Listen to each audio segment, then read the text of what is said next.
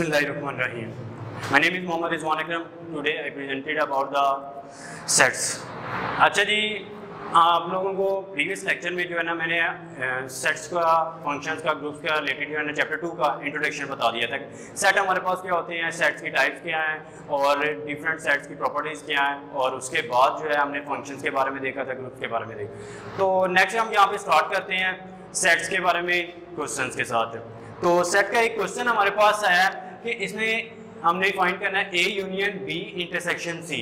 तो आपके पास जो है ना लास्ट लेक्चर में क्या किया था, आपको मैंने एग्जांपल दी थी दो सेट्स की। तो अब यहाँ पे हमारे पास तीन वैल्यूज यूज हो रही हैं, तो यानी कि तीन सेट को का क्वेश्चन सोल्व करना है। तो उसमें हम क्या करेंगे, इनको पहले हमेशा जब भी सेट्स का क्वेश्चन सोल्व करते हैं तो उन्हें दो में डिवाइड करके दो सेट्स को हमेशा एक बना के देन आप तीसरे की तरफ मूव करवाते हैं। तो अब यहाँ पे देखें कि हमने कौन से पहले दो सेट्स को यूज करना है, A union B intersection C। तो यहाँ पे वो क्या कर रहा है, B और C के गिर्द ब्रैकेट लगाई हुई है। तो आप यहाँ पे B और B इंटरसेक्शन C पहले फाइंड करें, देन इसका जो आंसर होगा आपने यूनियन करवाना उसका A सेट के साथ। तो आपके पास ये क्वेश्चन है, इनको लेट करते हैं सोल्यूशन। A सेट हमारे पास है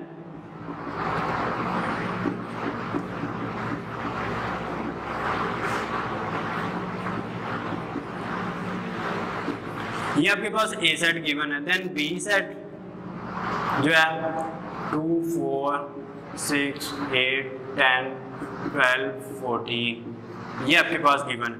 then C set 1, 2, 3 so on 10। ठीक है जी, ये आपके पास इसमें तीनों सेटों की वैल्यूज गिवन है। अब इनमें क्या करना है, हमने पहले B इंटरसेक्शन C, B और C का इंटरसेक्शन करवाना है, देन इनका यूनियन A के साथ करवाएंगे।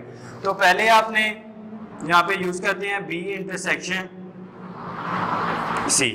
तो जिस तरह आप क्वेश्चन की इनकी सेट्स के नंबर बताते हैं, नेम बताते हैं, उसी तरह सेट्स की तरतीब भी बतानी होती है। फर्स्ट ऑफ ऑल हम यहाँ पे क्या लिखेंगे, B set then intersection C set. तो B सेट आपके पास गिवन है 2, 4, 6, 8, 10, 12, 14। उसके बाद इंटरसेक्शन C सेट आपके पास इसकी 1 to 10 तक वैल्यू है, ये आ जाएगा। अब इन दोनों में देखें, इंटरसेक्शन का आप लोगों को मैंने मेथड बताया था, तो उसमें हमारे पास क्या होता है, जो दोनों सेटों के अंदर कॉमन नंबर्स होते हैं उनको हमेशा हम यूज करते हैं। तो अब यहाँ पे देखें कॉमन वैल्यूज कौन सी आ रही हैं, 2 है, 2 यहाँ पे भी आ रहा है, तो ये आपका आंसर सेट में आ जाएगी 2, 4, 6, 8, 10, 12 नहीं है उसमें, 14 भी नहीं है, तो ये आपके पास A, B और C का इंटरसेक्शन आ गया। ठीक है जी, ये आंसर सेट आ गया। देन अब यहाँ पे क्वेश्चन के आगे वो क्या कह रहा है, ये हमने दो सेट्स का एक आंसर फाइंड कर लिया। तो अब यहाँ पे वो आगे किसके साथ, A के साथ यूनियन करवा रहा है। जिस तरतीब में आपके पास क्वेश्चन गिवन होता है उसी तरतीब में इसको सोल्व करना होता है। यानी कि B सेट उसने पहले बताया तो C बाद में बताया, तो हमने उसी तरतीब के साथ इसको सोल्व करना है। देन यहाँ पे वो क्या कह रहा है कि A को पहले रखना है, फिर इनका आंसर सेट रखना है। तो यहाँ पे हम इसको इसी तरह लिखते हैं A union B intersection C। तो A सेट आपके पास क्या है, 1, 3, 5, 7, 11, 13। आगे क्या करवाना है, इसका यूनियन। तो यूनियन हमने इस सेट के साथ करवाना है B इंटरसेक्शन C। इनका हमने सिंगल सेट फाइंड कर लिया था, कॉमन सेट। तो वो क्या है हमारे पास, 2 का टेबल ही है 10 तक, 2 आ जाएगा, 4 आ जाएगा, 6, 8 एंड 10 ये आपके पास है। तो अब इन दोनों वैल्यूज क्या क्या करना है, दोनों सेटों को हमने यूनियन करवाना है। तो यूनियन में आप लोगों को मेथड बताया था कि सभी नंबर्स को जो है ना हम नंबरिंग की तरतीब के अकॉर्डिंग लिख देते हैं। तो फिर आपके पास इसमें 1 से स्टार्ट हो रही है वैल्यू, 1, 2, 3, 4, 5, 6, 7, 8। देन आगे क्या आ रहा है नंबर, हमारे पास 9 तो है नहीं इसमें, तो 10 आ जाएगा, 10 के बाद 11, 13। ये आपके पास इसका आंसर आ गया, final answer A union B intersection C।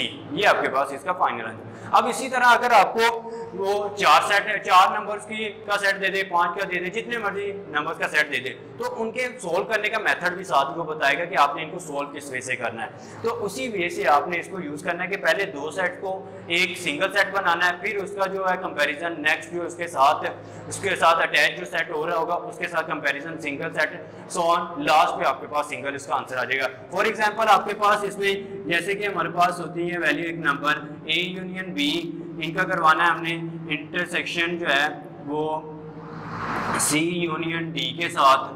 तो अब देखिए हमारे पास कितने सेट आ गए, 4 सेट यूज हो रहे हैं। हमने A B का सिंगल सेट बनाएंगे, यूनियन करवाएंगे, C और D का यूनियन करवाएंगे, जब दोनों का आंसर जो आएगा उनका आपस में इंटरसेक्शन करवा देंगे, ठीक है जी।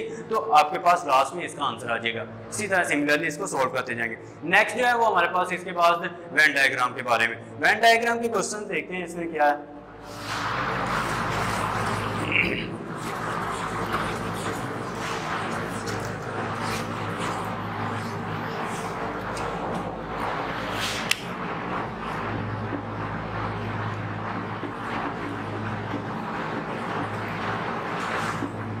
अच्छा जी, वेन डायग्राम में हमारे पास जो है ना अक्सर स्टूडेंट्स को मोस्टली इसमें बड़ा इशू आता है कि इसकी शेप कैसे बनानी है, यहाँ पे कंफ्यूजन बड़ी करते हैं। इसकी कंफ्यूजन इसमें ज़्यादा इतनी कोई भी नहीं है, सिंपल सा काम है। जैसे हम ये सेट्स को यूज सोल्व करते हैं इसी तरह इनको सोल्व करना है। तो इसमें हमारे पास सपोज दैट एक शेप दी हुई है, ये एक सेट बनाया हुआ है हमने, ठीक है जी।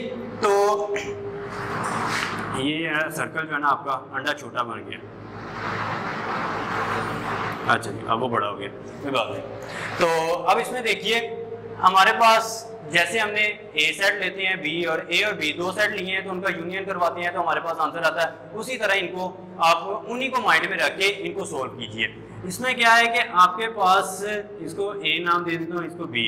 तो अब देखिए कि हमने इनको जस्ट जो है ना वो एक लाइंस के साथ शो करवाना है, वैल्यूज को नहीं करवाना, लाइंस के साथ ड्रा करना है। A सेट A और B का यूनियन करवाना है। तो यूनियन में हम क्या करते थे, लास्ट में जो एग्जांपल की थी उसमें क्या करते हैं कि यूनियन के अंदर जो भी नंबर्स होते हैं 2 सेटों के अंदर उन्हीं को सभी को तरतीब दे देते हैं, ये काम करते हैं ना। तो इट्स मीन यहाँ पे भी हमारे पास नंबर तो गिवन नहीं है, नंबर गिवन नहीं है तो हमने इनकी लाइंस के थ्रू जो है ना वो यूनियन बताना है कि हम इनका लाइंस के थ्रू यूनियन कैसे करवाते हैं। वो हम एक एरिया ले लेते हैं। तो इसमें A सेट इन्हीं को सभी को जो है ना एक ही डायरेक्शन की लाइन के साथ यहाँ पे यूनियन कर दें।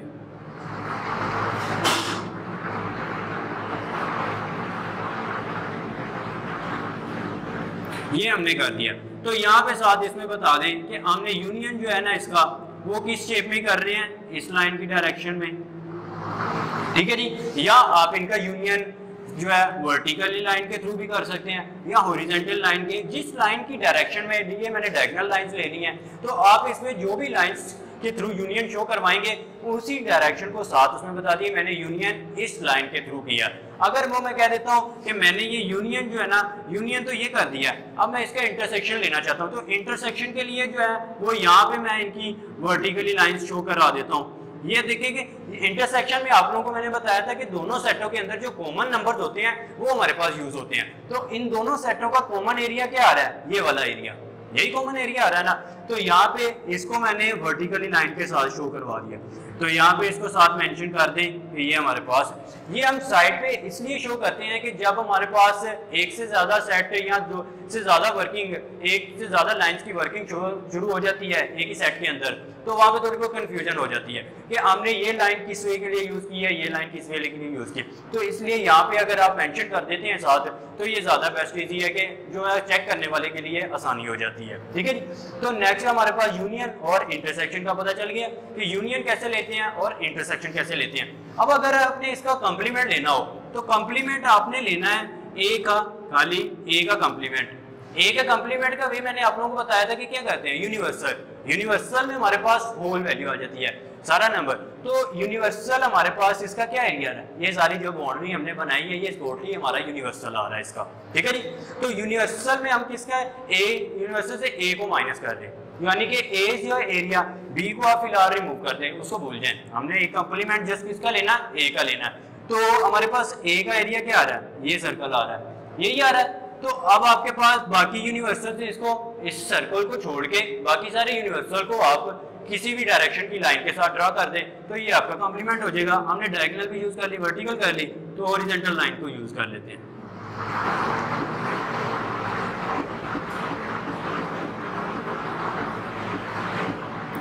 अब वर्टिकली लाइन में हमारा बी का एरिया भी साथ ही यूज होगा, क्योंकि हम कॉम्प्लीमेंट ले रहे हैं ए का, तो ए को जस्ट छोड़ के आपने कॉम्प्लीमेंट, ये जो है हमारे पास ए का कॉम्प्लीमेंट ले रहे हैं, ए का जस्ट ए का सेट छोड़ के, तो आपने सभी लाइंस को ये कर देना। ठीक है जी, ये आपके पास कॉम्प्लीमेंट हो गया ए का।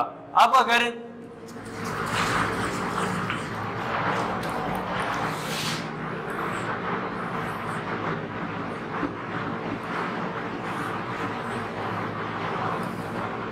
अब देखें, हमने लास्ट में ए का कॉम्प्लीमेंट लिया था, वर्टिकल लाइन शो करवाई थी।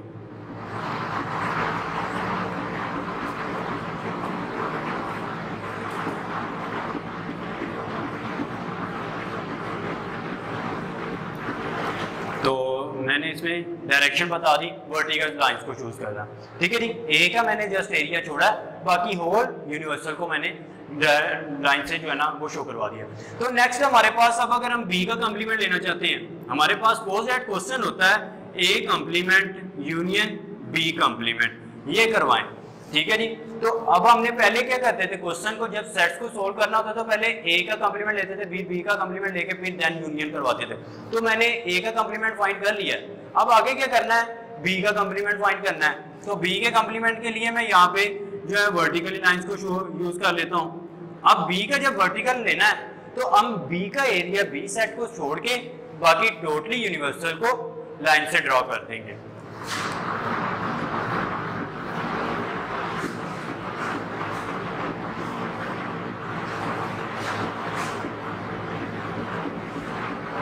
ठीक है जी, ये हमारे पास बी का कॉम्प्लीमेंट आ गया, वर्टिकली लाइंस का बता दिया। अब हमारे पास इसमें क्या आ रहा है, यूनियन का कह रहा है, ए कॉम्प्लीमेंट और बी का कॉम्प्लीमेंट का यूनियन कह रहा है, ए कॉम्प्लीमेंट बी कॉम्प्लीमेंट का यूनियन। तो अब देखिए कि हमारे पास ए का कॉम्प्लीमेंट भी आ गया, बी का कॉम्प्लीमेंट भी आ गया। अब हमने जब यूनियन लेना है तो दोनों सेटों के अंदर यूनियन लेना है। ठीक है जी, यूनिवर्सल में यूनियन का तो काम नहीं है कोई। तो यहाँ पे आपके पास देखें इस सेट के अंदर, अब इनकी डायरेक्शन हमने वर्टिकली लाइंस को ना, हमने जो है वर्टिकली लाइंस और हॉरिजॉन्टल लाइन दोनों लाइंस को यूज कर लिया है। तो यूनियन के लिए हम डायगोनल लाइंस को यूज कर लेते हैं, वो हमारे पास इस तरह शेप।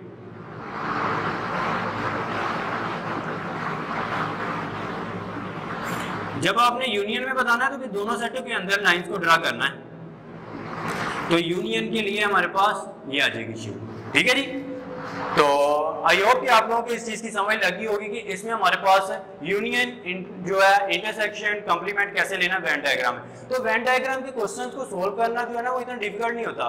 जस्ट डायग्राम बनाए, डायग्राम जरूरी नहीं है कि इतनी ज्यादा अच्छी खूबसूरत बनाए, बंदा जिस तरह की मर्जी बना ले। जस्ट आपका जो है ना वो मैथ में काम जो है ना वो शो होना चाहिए कि आपका मेथड क्या चीज है, ये काम की समझ लगनी चाहिए कि काम आपने क्या किया। तो ये नहीं होता। अब इसकी जो है मेरी जो डायग्राम तो इतनी प्यारी नहीं है, पर आप उसमें देखिए कि आप लोगों को उम्मीद है कि इस चीज़ की समझ लगी होगी कि इसमें क्या है, किससे क्या चीज़ बताना चाहता था। वो ये है कि हमने ए का कॉम्प्लीमेंट, बी का कॉम्प्लीमेंट और यू, ये जो है कैसे हमने यूनियन, अब यूनियन की जगह अगर इसको मैं इंटरसेक्शन का नाम दे देता कि हमने इन दोनों का इंटरसेक्शन फाइंड करना था, ए कॉम्प्लीमेंट और बी का, इन दोनों कॉम्प्लीमेंट्स का इंटरसेक्शन लेना था। तो यहाँ पे जो मैंने डायगोनल लाइन लगाई है ना, वो मैंने होल दोनों सेटों के अंदर नहीं लगानी थी।